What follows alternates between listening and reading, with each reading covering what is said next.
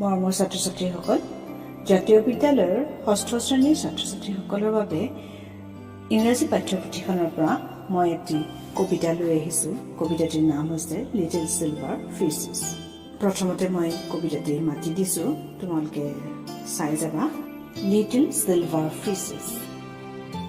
Little silver fishes darting to and fro, I can see you shining as you come and go.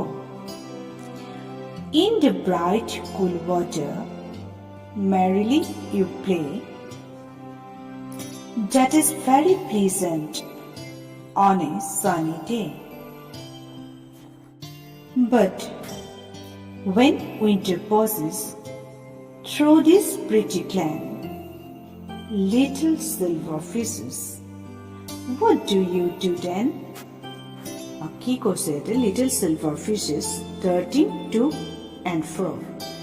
ইয়াত কোৱা হৈছে যে সৰু সৰু ৰূপোৱালী মাছবোৰ ইফাল সিফাল কৰি ঘূৰি ফুৰিছে পানী।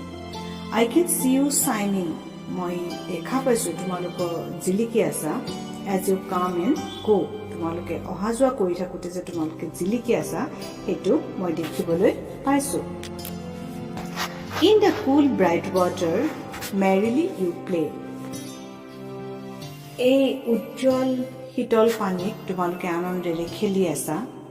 Date is very pleasant on a sunny day, সেইটো খুব ভাল লগা হয় যেতিয়া খুব ৰ'দৰ বতৰ হয়। ৰ'দৰ বতৰত তোমালোক খুব সুন্দৰকৈ খেলি থাকা।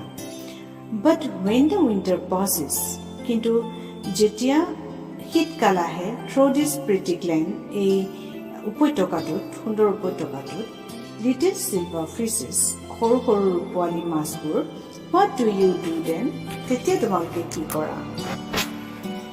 ছাত্ৰ ছাত্ৰীসকল, তোমালোকে নিশ্চয় কবিতাটো বুজি পাইছা। কবিতাটো মুখস্থ কৰিবলৈ চেষ্টা কৰিবা। ইয়াৰ পিছৰ ভিডিঅ'টোত মই ইয়াৰ যিকেইটা প্ৰশ্ন দিয়া আছে কম্প্ৰিহেনশ্যনৰ, সেই প্ৰশ্নৰ উত্তৰকেইটা তোমালোকক দিবলৈ চেষ্টা কৰিম। তেতিয়াহ'লে আজিলৈ ইমানতে সামৰিছোঁ। যদি ভিডিঅ'টি চাই ভাল পাইছা তেতিয়াহ'লে লাইক কৰিবা, আৰু যদি চেনেলটো ছাবস্ক্ৰাইব কৰা নাই তেতিয়াহ'লে ছাবস্ক্ৰাইব কৰিবা।